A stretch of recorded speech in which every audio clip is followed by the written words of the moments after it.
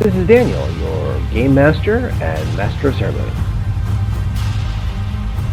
This is Tori, and I play Dooley. This is Sorcerer, and I play Ty. This is Becca, and I play mrr'r'grr'rat. And this is Odyssey, a Babylon 5 story. Welcome aboard.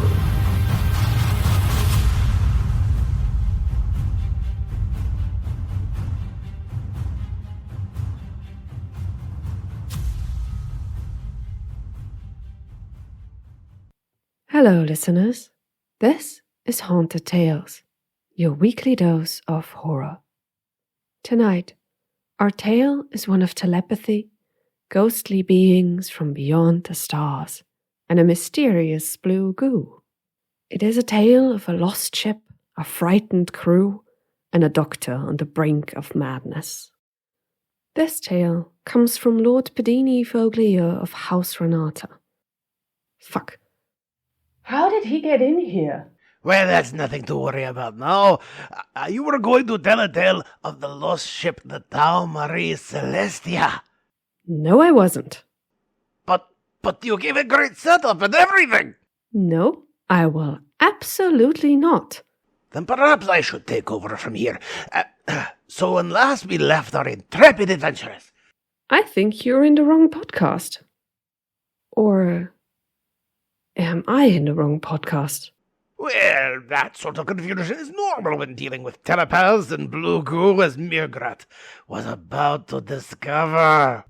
In the med bay, in the isolation lab, again, the jar is opened. The jar had some interesting writing on the inside that someone identified. It was either, I thought it was Wagner, but it might have been Tuvo, who didn't recognize it, but it was kind of a proto, maybe kind of, sorta, of the Yithian language.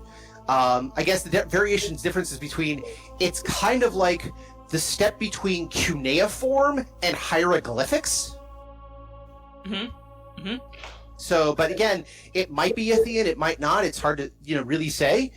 But again, inside the jar was a lot of goo, a lot of strange blue goo, and inside the blue goo was at first everyone thought was a giant ruby. About the size, larger than a softball, smaller than a basketball. That's a big ass ruby. Yep. However, it was multifaceted, red, and it had tendrils coming out the back that was about the size of a rope, until everyone figured out they were neural tissue. Eyeballs. And what you were looking at was a eye, which the only persons in the room who could identify it would be Tuvo and Ty, which, again, you're looking at a Yithian eye. And that's when the goo sort of, some of it was poured into a tray, some of it was kept in the jar, and the goo on the tray, kind of in a chorus-like voice, asked, "Are we home now?"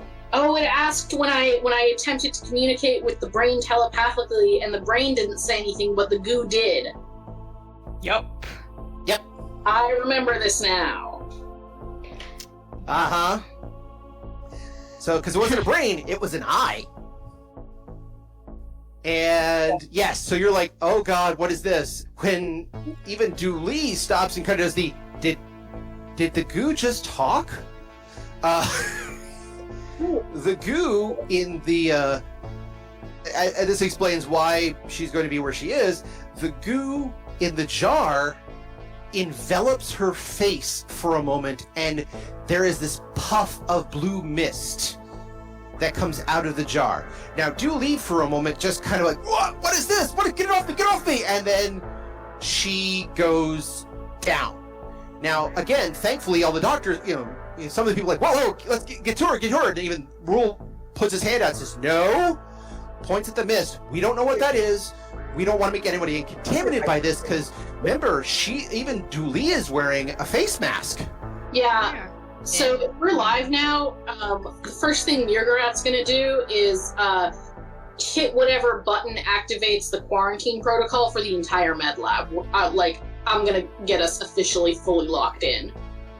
Okay. You can't do that officially. Okay, let's not lie. Ty's gonna stand there like a goddamn idiot while she says the phrase in her head, I told you so. I told you not to go in I mean, there. if anyone's doing anything like a goddamn idiot, it's the people who didn't listen to Ty. I mean, she will say this, but not during the emergency because it's distracting. Exactly. Sorry, when I say officially locked down, I mean just like mrr'grr'rat's gonna activate the full lockdown protocols because this shit can't get out. Well, that's the thing. mrr'grr'rat can't. But you've got the head of surgery right there in front of you. So, again, for drama purposes, I would basically think that mrr'grr'rat would turn immediately to Rule and say, lock this place down, lock it down now! And him, in a slight daze, would go, wait, what? And mrr'grr'rat basically reaching on their lapel, pulling the translator unit, shoving it in his face, and saying, lock this place down now! You know what? Let me give you that soundbite. Okay. Rule! It is imperative that you lock this entire lab down immediately! Not bad. Give me one more with absolute force after he kind of blatantly kind of stares at you for a second and blinks. Rule! Lock this entire lab down immediately! There you go. Thank you. Ladies and gentlemen, we now have a ringtone that you can download for only $9.95. Only. God, I remember but- ringtones are expensive. Sorry, go ahead. This lab the fuck down! What did you say again? Hey, Rule! Lock this lab the fuck down! That I like, and the funny thing is that I can almost hear that in the Babylon 5 story as a PG-13 story with your own translator designed to edit out swear words.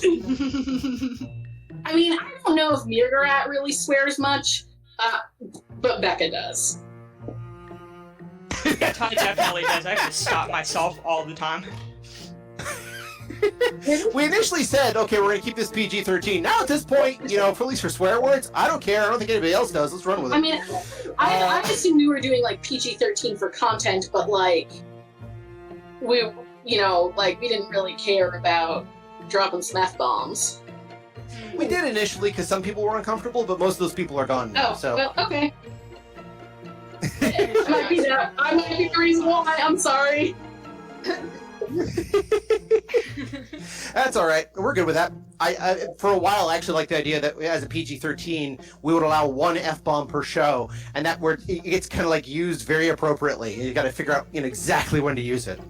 But yeah, when he hears I got a lot to edit out now. Damn it. When the doc hears Dooley, he immediately kind of blinks, goes, yeah, right, hits a couple of, keypads, announces, initiate lockdown procedures, authorization, rule 5892, and everyone understands this, and MedLab just kind of goes sealed. Now, it's not the whole MedLab, because again, there's places where patients are, and there's places where people are being kept, but basically, the isolation lab and the room which you guys are in has been cut off from the rest of the ship, all things considered. And now we're officially in bottle episode. Nice. Yes, you are. Which also by the front of going, damn, I didn't plan on that. Okay, I'll work with it. There's gonna be cards that come in, I'm gonna warn sorry. you. You released a terrifying nano cloud and you didn't expect a full lockdown? It's in isolation lab, so that's why I figured that's why they have ISOLab. It's isolated for just these purposes. I mean, literally, so that no plague breaks out. Yes, but since we are in ISOLab, the idea, if there is something that we want to keep there, we all have to stay there, or else it defeats the point of ISOLab. And we're double isolated. Well, no. Yeah, basically that there's an actual ISOLab, which is basically.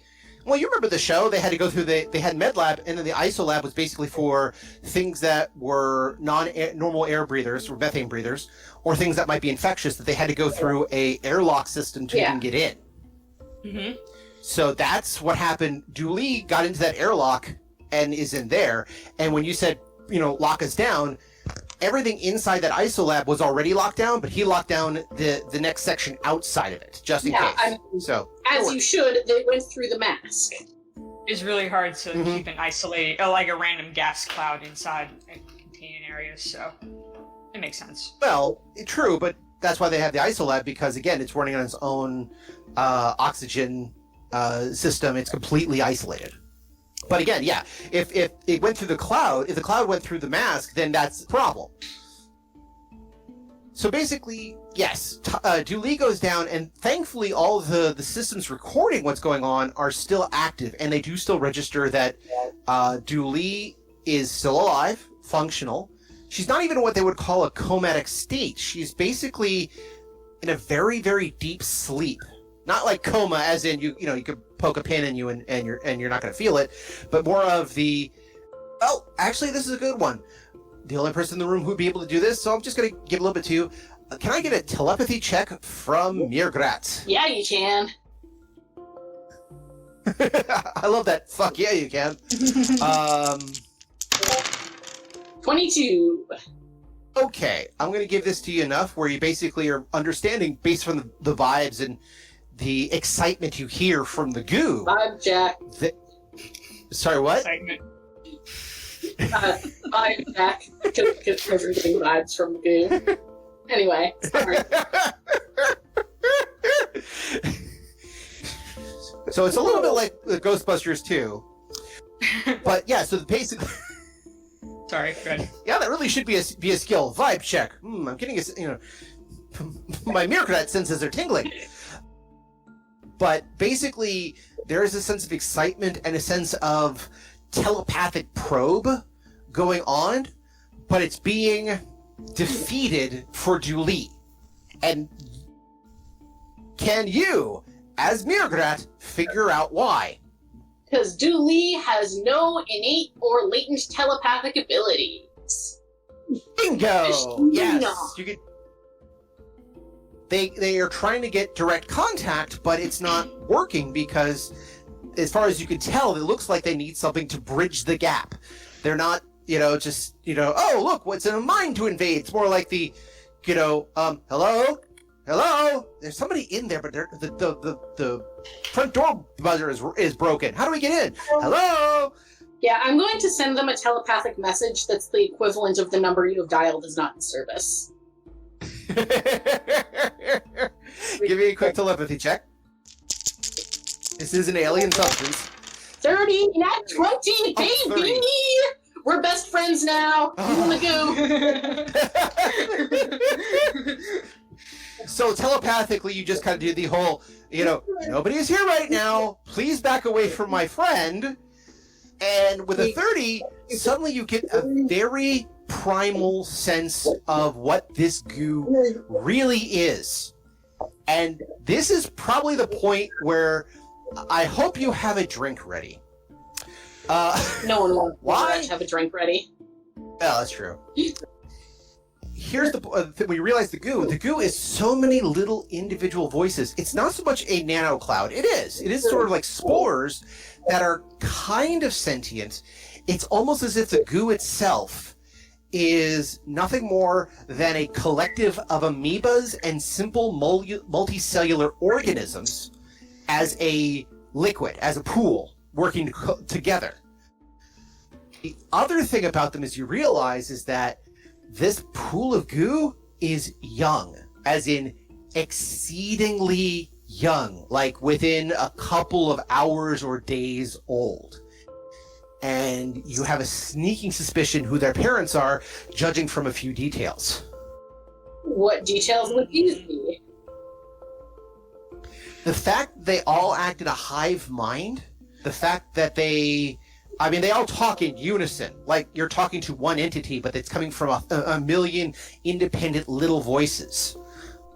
The other thing is that they chitter and they chirp as they talk, even telepathically. There is a feeling like you've just stuck your hand inside a beehive without stings. So that feeling of crawling and buzzing and flittering is all over your brain right now. It's not probing you, but it is definitely engaged. So you kind of have that feeling of bugs all down your brain and spine. Gross. So, if this goo is the precursor to the bugs and is also a hive mind, would that mean that it's goo social?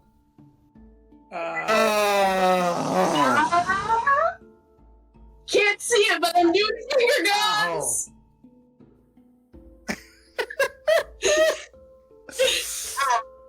Ow, ow, ow, ow, ow. Okay, I don't get it. It's okay if they have to treat them. Insects like bees are described as having a eusocial structure.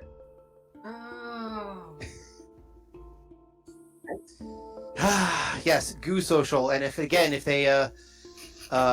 if they rebel against you and you have to use medication, then it would be antibiotic social.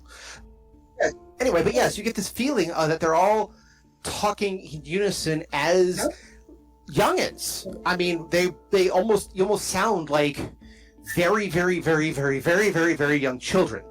Like, again, I don't know how a pak'ma'ra bud.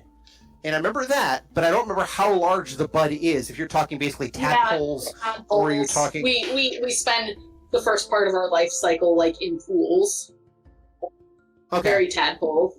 The pak'ma'ra are more like Dr. Zoidberg every time I hear them. Yeah, right? So basically, imagine a pool of tadpoles that all speak as one, because the pool is too thick of tadpoles. No! Gross. No, I will not! That sounds awful! But that's what this... Again, you have that sense of things. With the 20, you can pull out at any time, because you are definitely the one in control. But you can feel them kind of going the... Oh, no, I mean... Becca's upset. Thank you, Ty! You walked right into it, man. Couldn't resist. Yeah, I know. You're dealing with little tadpoles in a goo that you can pull out any time. Yeah, I get it! You walked right into it, man. I couldn't resist. And you gave me shit for goo social?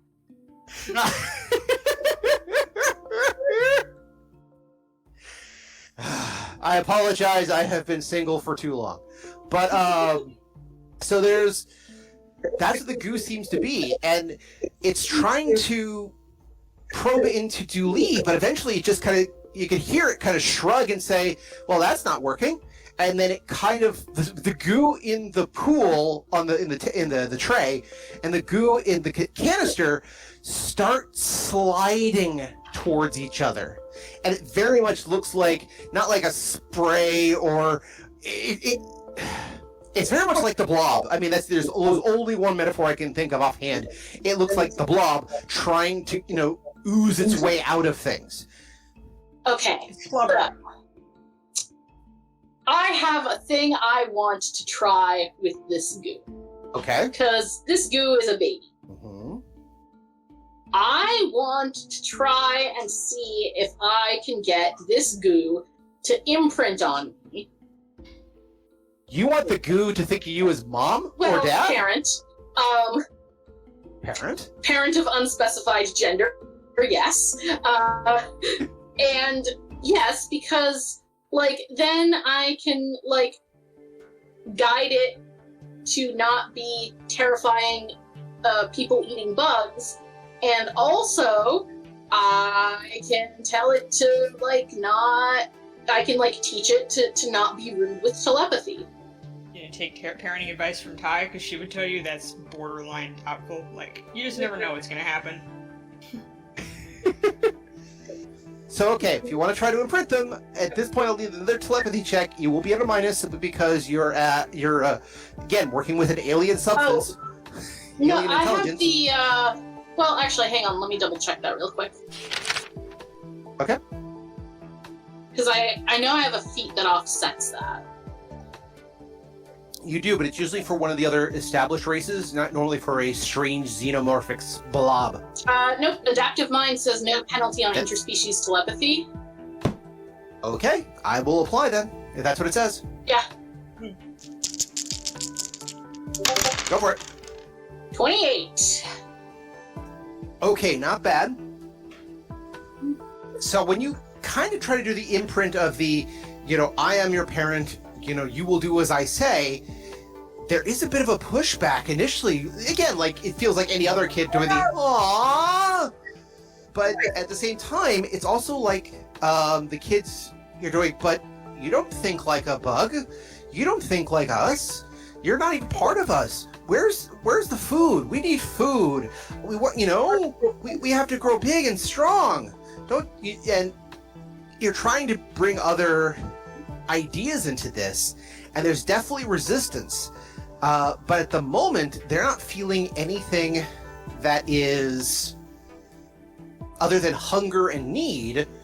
A lot of it, but the concepts that you're trying to throw out, I am the parent, are very difficult for it to understand. I'm getting the feeling that I'm going to need to feed this stuff in order for it to think I'm its parent, which is fair. Okay. So, when it is asking about food, am I getting like a mental picture of what this stuff eats? You know what? I'll go for that. Since you are doing telepathic and kind of working not actually with language but with impressions, it gives you an idea of what it wants. And again, you're asking a kid, what do you eat? And the closest they come back with is images of neurons. Okay, it eats brains. It's a brain-eating goo. Brain-eating bug goo. This is not a drill, people. The doctor went, wait, but that's the same blue goo that we found on the brain that you brought us from the shuttle. Yes, the brain whose mass has somewhat diminished since it has been in your custody. That is true. It's devouring it? Gross. I make my kid wear a mask.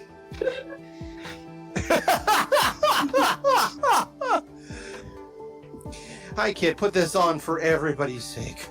Forever. Okay, so as previously established, canonically in our podcast, the pak'ma'ra don't eat the brains and spinal cords of the things that they eat because prions are real and they are bad. So what I want to do is put a call into the pak'ma'ra cafeteria and ask for a delivery of some of their discards. You could put it. Well, that's the thing. This place is still locked down. Remember, so they can't actually get anything in or out.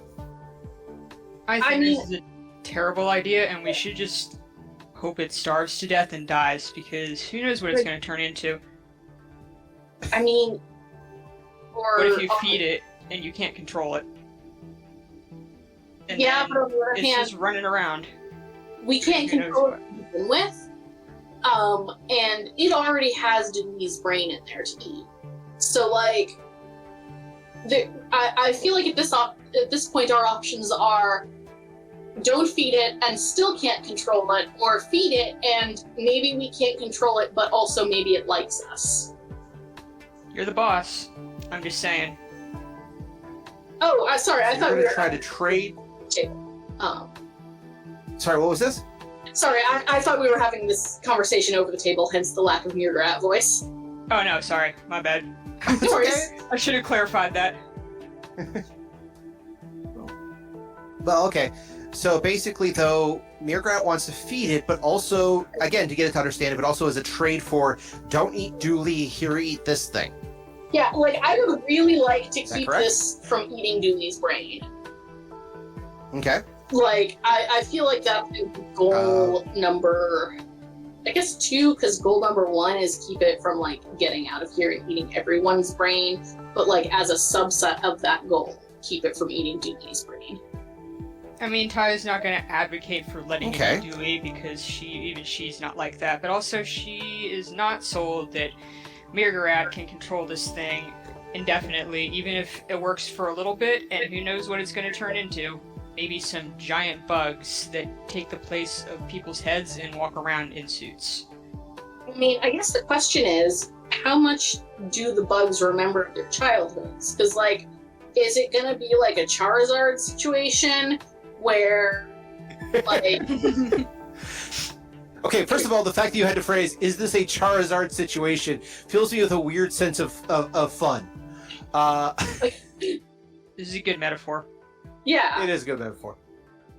So, like, is it a Charizard situation where, like, once it evolves, it doesn't care that you rescued it as a Charmander when it was sad and adorable and trying to take shelter from a rainstorm under a leaf because you're not strong enough to, like, control it? Or is it gonna be, like, one of those things where, like, you raise an elephant from when it's a baby and now it's, like, now it, like, loves you and listens to what you say and, like, you have a tame elephant.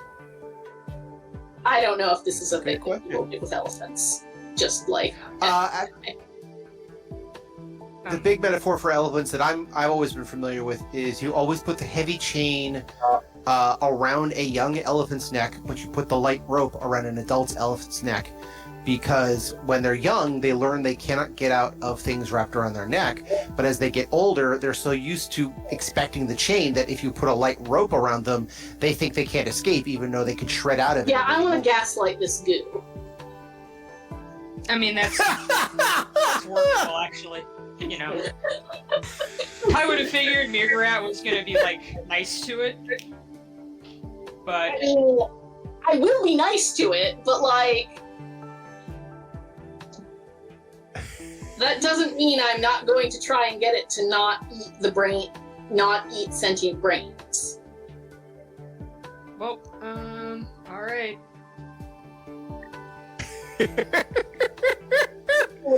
What's a little, ethical grayness? I actually appreciate that, so let's run with that.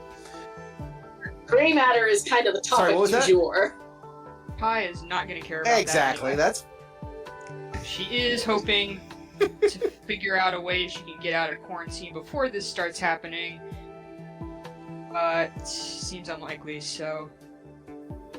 Well, the doc even points out that, look, you could try to get some stuff for the pak'ma'ra. I don't know if they even keep neural tissue anymore, but what you're dealing with is a system organism that we're still under lockdown. It won't be able to get out because we've closed all the doors and we've closed all the windows.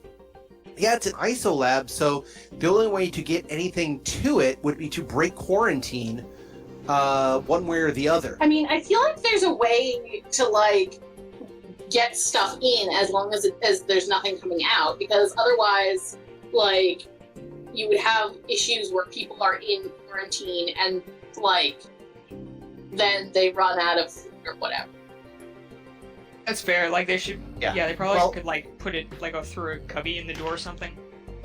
Like a doggy door, but for food. Like in old-timey jails, when they open up the thing and, like, put the trash in there and shut it again. Yeah. Yeah, except, like, high-tech and medical. Yes, except with blinking lights. Yeah. Increase the Flash Gordon noise and put more science stuff around.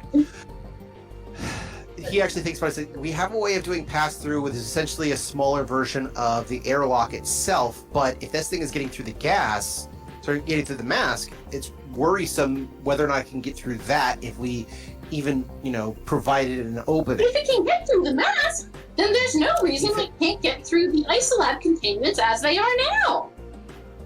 Well, that's true. He kind of sags for a few minutes, and then he says, there is another way. Please elucidate! The brain you sent me was in an isolab. It's not that one, but the isolabs are connected enough that with a couple of twists of a button, or pushes of a button, a couple commands, I could get it, the lockdown container delivered to this isolab. I am going to ask the goo if it would be able to share a brain with additional goo. Okay, give me another telepathy check. I Okay. think these twos connect really a good idea. I mean, 19. So, okay. Would you... there was the echo again. So basically, when you try to ask it, are you willing to share a brain? There is this general feeling of, what is share? Oh boy. We have a lot of cultural concepts to cover. maybe it'll be like 2 colonies advanced, and if you put them in the same cage, they just fight to the death. I would solve all our problems. I would say this, but also I'm saying this. Sometimes, not all ants, but like some species.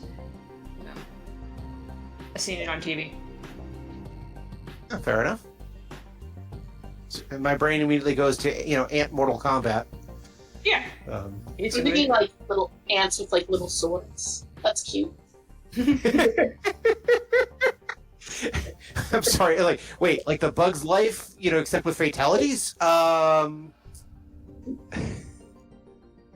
So, it's a good question, though. You don't know what it's going to do until you get it together, considering after the response of what is share.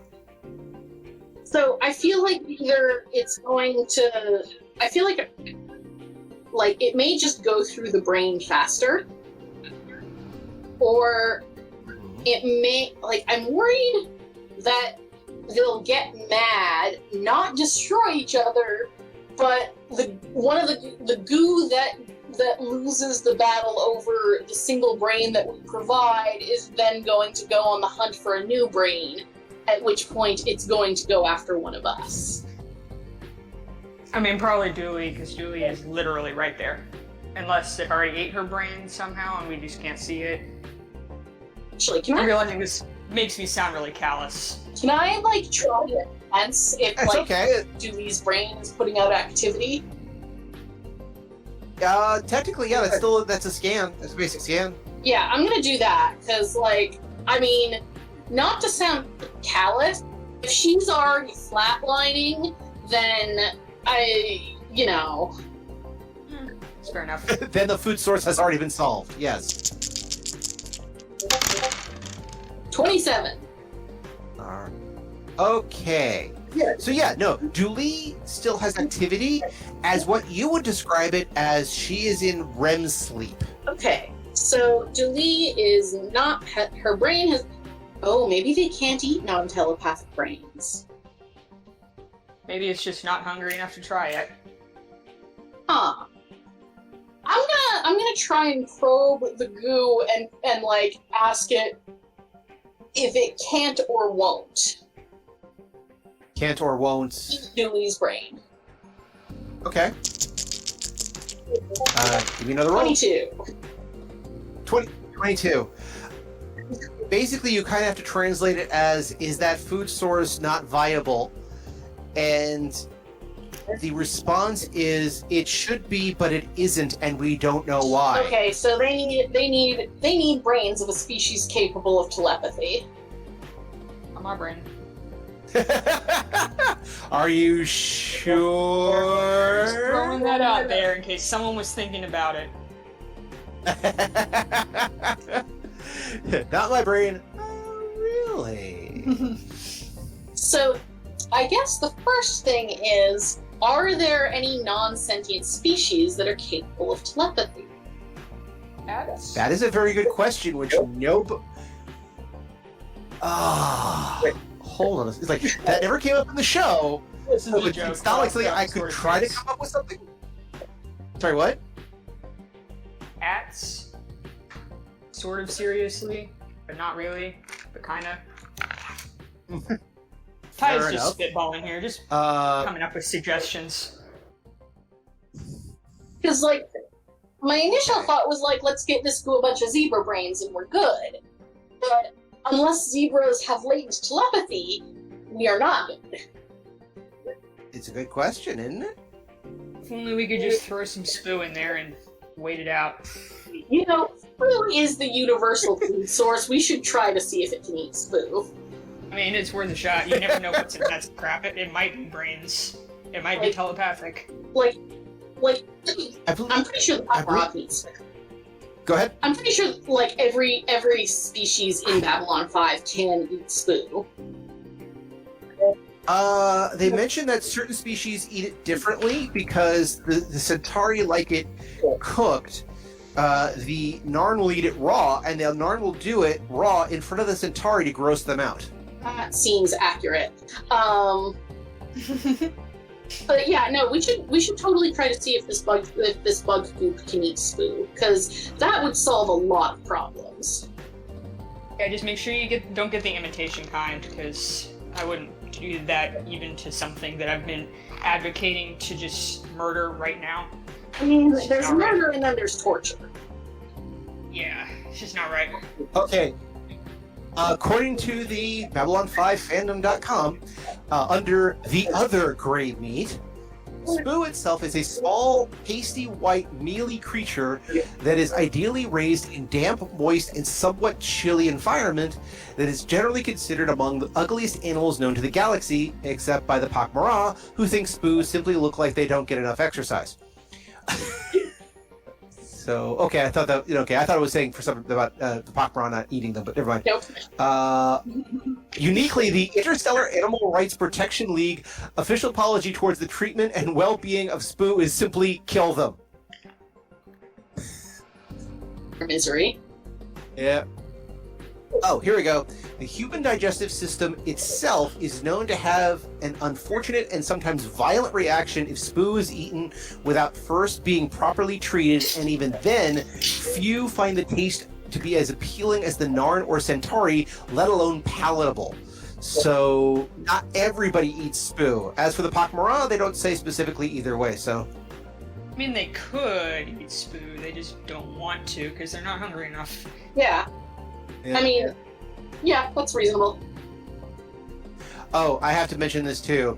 Spoo is oops spelled backwards, and Babylon 5 was not the first place spoo appeared. Straczynski had previously been the writer on the 1983 cartoon series He-Man and the Masters of the Universe and its spin-off She-Ra Princess of Power. During the episode Gateway to Trouble, the villain Skeletor is offered a bowl of spoo, to which he responds, "No, I don't want any spoo! I hate spoo! I don't even know what spoo is!" Nice. So, okay, I had to check that one. So, but the other thing that you brought up about is there any other latent telepathic non-sentient species? So basically, the closest we ever got in the show to a telepathic animal, because he had a rule, no animals, no robots, no kids, Fair. was the Hecaline feeder, which was... Oh, yeah, I remember that one. Yeah. You guys know what that is. I remember that episode. Bullshit. There was totally an episode with a kid. Oh yeah, the one where like Talia and her get like the telepath kid. Oh yeah, but she was played by a woman who was over 18 playing someone who was 13. But what about the episode with the kid from the species that didn't believe in surgery? That Franklin... Oh, that's true. That's true. I almost forgot about that one. Franklin did a malpractice on. Breaking your own rules. Well, that's, Straczynski's for you. It's make your rules and then break them and see what fits. Fair enough. So, yeah, but that's the only non-telepathic, non-sentient creature that you've ever even heard of. Hmm. Well, I guess we could just try throwing some spoo in there and see if it'll eat it. Yeah, we should try raw. this food. Probably raw spoo is best. Okay. Yeah. So, to which the doctor is like, wait, raw spoo? Do you think that'll actually work?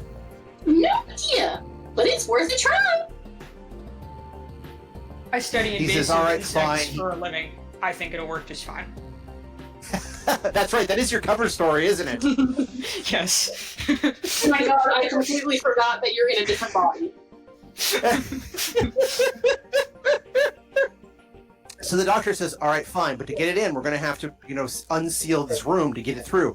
The ISO lab itself is going to be continue sealed, and we could try to feed it through the slot to and he refers to it as the slot. It's actually closer to. You guys remember the old days of teller banking, where you had that drawer that came out, you put stuff. Yeah, exactly like that. And it vacuums it up. Yep. Tubes. Oh, not the tubes. It was closer to the. Remember the drive-up ones, not the tubes, but you would it would push out this drawer, and you would put stuff in the drawer, and then it would pull the whole drawer back, and then it would open up the top when you got it back. Oh, banks in our area had tubes. Well, yeah, I only remember the tubes back in the day, Okay. because when I was a kid, I thought they were the coolest thing literally ever.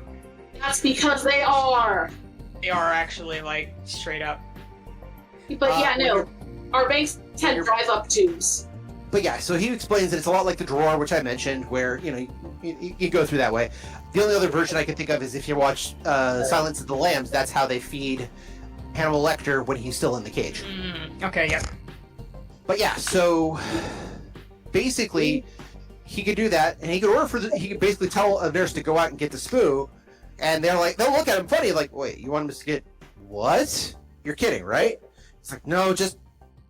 He actually turns, points at Ty, and says, "The bug expert says they might like it. Go get some." And when the nurse hears an expert says it, he's like, "Gotcha. Let me go get some." Some of the other doctors and nurses around are making, again, the first thing they're doing is scanning the room, scanning you guys, scanning Tuvo, to make sure you guys don't show any signs of infection. Fair. I think I would know I was infected because I am an expert. Well, you're an expert in bugs. You're not an expert in whatever the hell that is. Bug? We don't know yet. It's a proto-bug. Could be a bug. We don't know yet. As far as anyone can tell, blue honey that talks. Bug involved somewhere. So yes, they go out. They try to. They said get a few minutes, and then they'll get what they can. And they do run out to the corner. And yes, Spoo is available because again, there's at least one Narn restaurant, so they can get Spoo, and Centauri's do like it, and there are at least a couple Centauri on board. So there's Spoo somewhere, and they will find it. And so while they're there, you guys are watching Dooley just dealing. Now, Dooley, like I said, is in a very deep sleep. She's obviously dreaming, but she's got that kind of sleep paralysis going where as much as you can tell from telepathically that she's engaged in something, she isn't actually moving her body other than to breathe, and that's kind of it. Y'all ever eat the preserved Spoo from a Narn MRE?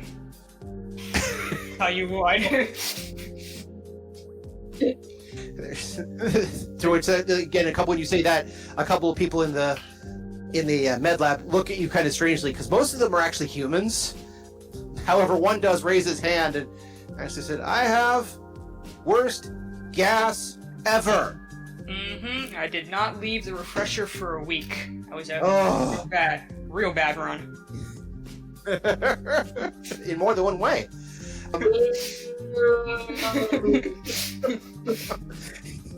I walked into the other one. She walked into this one. I left the door open. But yeah, they're all waiting for this. Talk rule is going back and forth. All right, so I need to know what's going on. Tell me everything you got. I need to know. Is this infectious? Is this dangerous? Our scanners are saying it's some sort of possible life form, but in the same way that amoebas and bacteria are life forms. Amoeba is the larval stage of a species of predatory bug. That's why I'm here. An Kind of expert. nods. This is all right. Sorry, what was that? PhD. An expert. I did my PhD on these. Not these specifically, but The doc. By the way, deception from Ty. I know that's a good skill for you, but I'm going to need deception from Ty. I could probably open my character sheet. That might help. Just a tad. Just a little bit. I mean, I don't want to tell you your business. Here we go.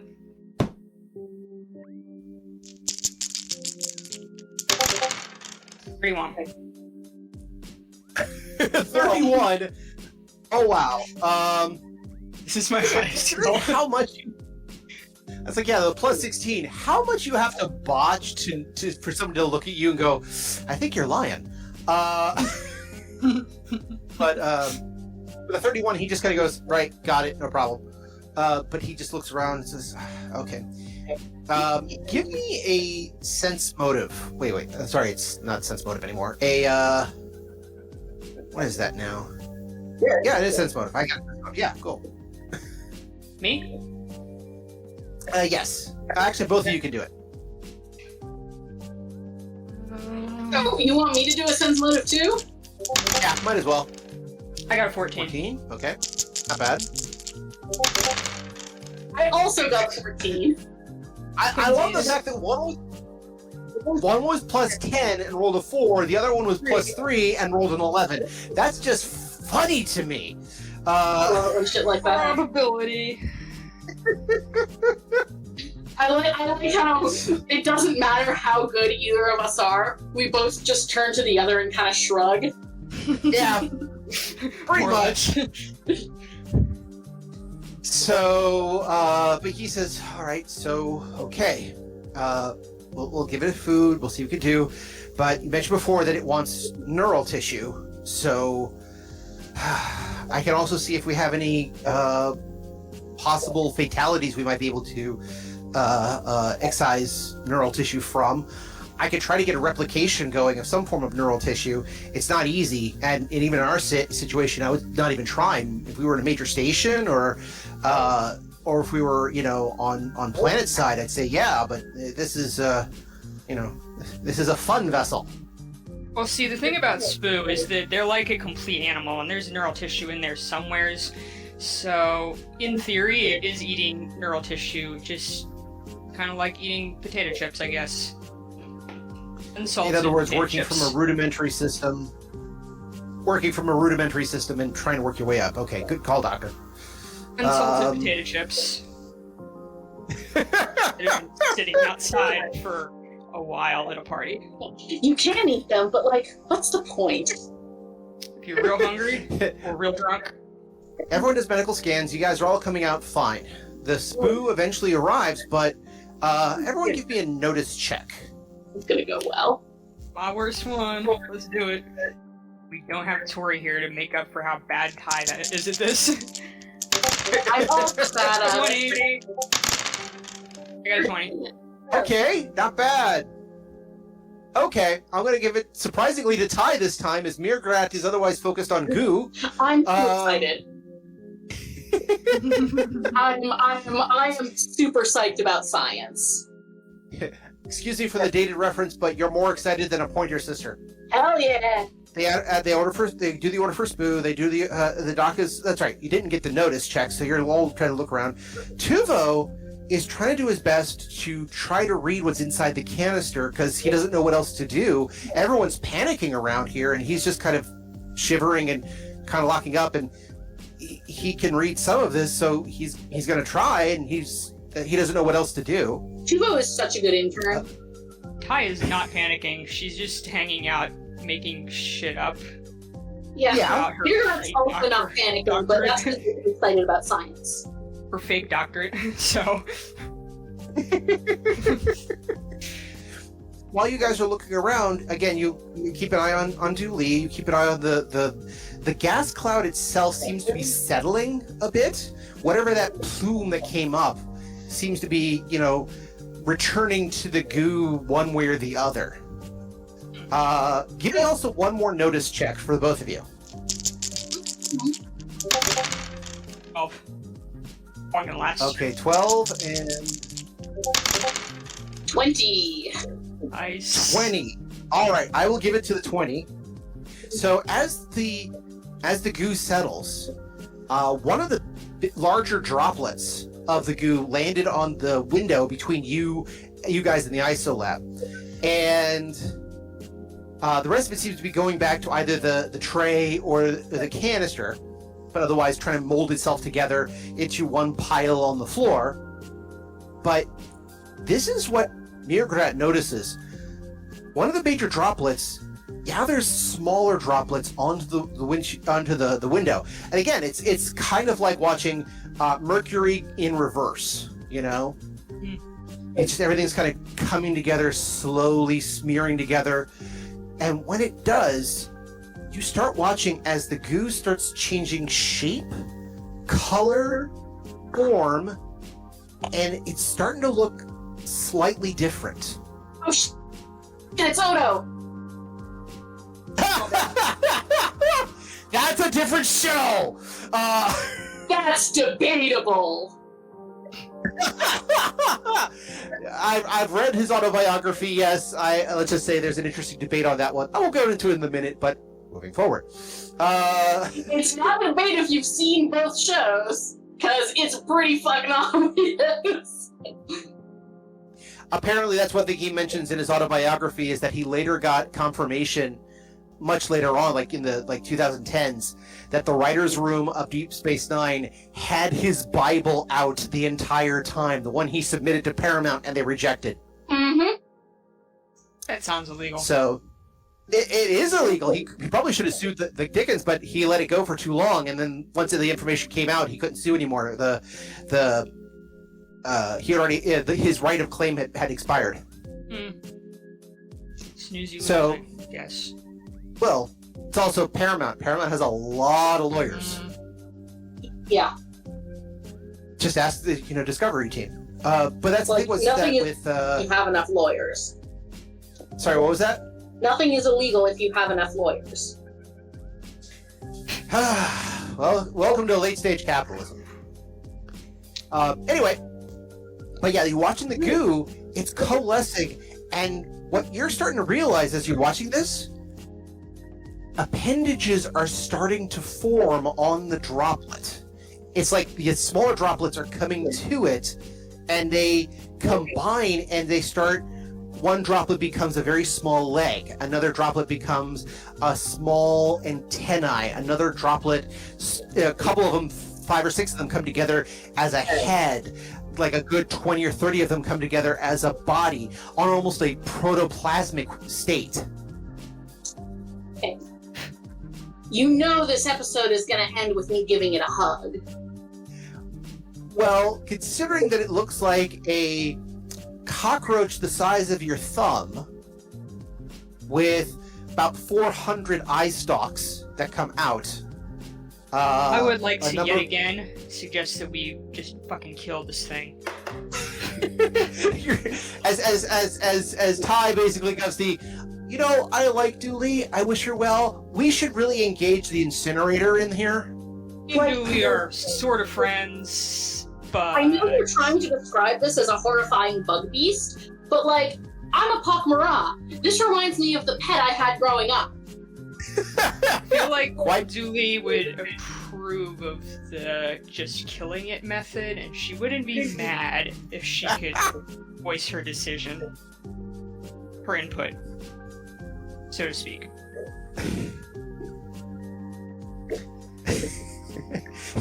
Dear Tori, so you're gonna have to roll up a new character. Because Ty did all her persuasion checks, and... as you know, she's pretty good. Listen, mistakes were made.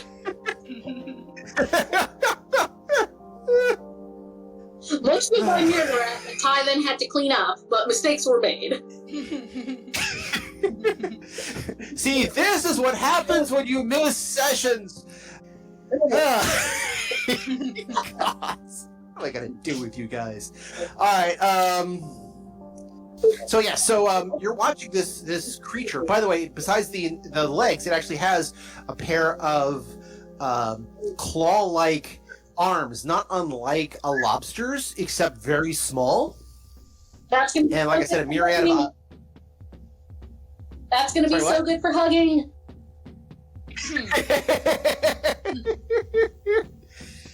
So, but yeah, you've actually seen a decent picture now that I've actually created one of what these things kind of look like, and you're seeing a very, very small one, and as some of the droplets come together, it's starting to manifest and manifest. Now, I'm going to need one more telepathy check for this, and there's a particular reason. That thing's really small. We can just open the door and fucking stomp it.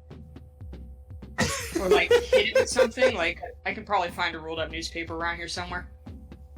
Okay, was that the 23 Yes. you got? Okay. So what you're noticing here, this is where it gets interesting. Besides, and do you have a knowledge nature or something to that effect? I believe I have knowledge biology. I'll take that. Go ahead and give me a roll on that one. I do have knowledge biology.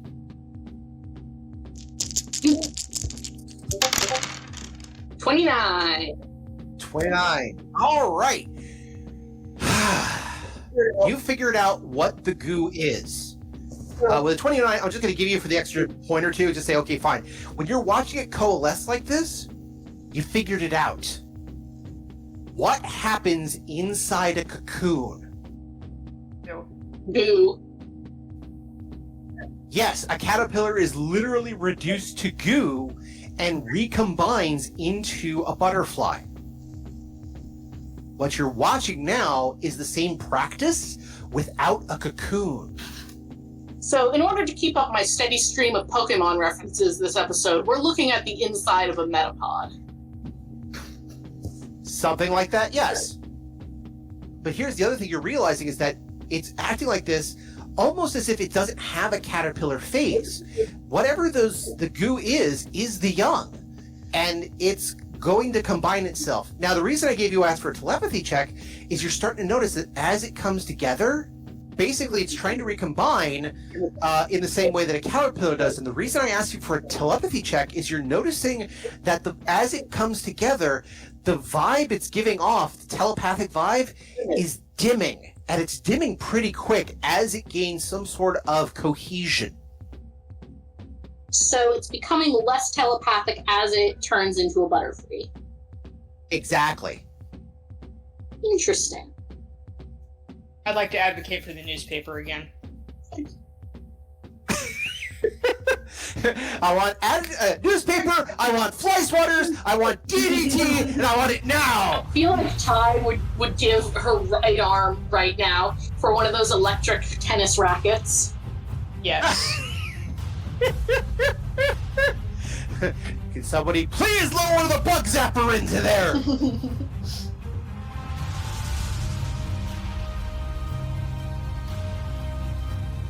So, join us again for another exciting adventure on Odyssey, a Babylon 5 story. No, they will join me next time. Unless you would like to stick around for another production. I have a role for you in my next production, yes? No one is ready for that kind of horror. I'm getting out of here. Bye. Wait, where are you going? Don't you even want an autograph? And that's where we're in for this week. I want to thank everyone for joining us and hope that you continue to join us every 2 weeks for another episode of Odyssey. If you have any questions, comments, constructive criticisms, or just want to say hi, then you can find us at temporalplaygrounds.com/Odyssey or email us at temporalplaygrounds@gmail.com. Or now you can follow us on Twitter at OdysseyB5DM. Babylon 5 was created by J. Michael Straczynski and is owned by Warner Brothers Domestic Media. The Babylon 5 role-playing game was produced by Mongoose Publishing utilizing the OGL gaming license for D20. Our audio engineer is Gabriel Belton. Our theme music, Titan Striker, was composed by Evan King. Incidental music provided by Tabletop Audio at tabletopaudio.com. All other music provided by Creative Commons license and is available of information on our website. Once again, I am Daniel, and I thank you for joining us on this grand adventure. Good night, and keep dreaming.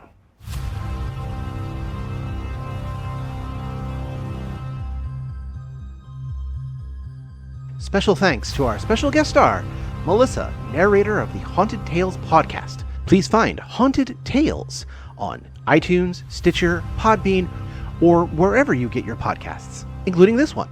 Thank you once again. It was great working with you.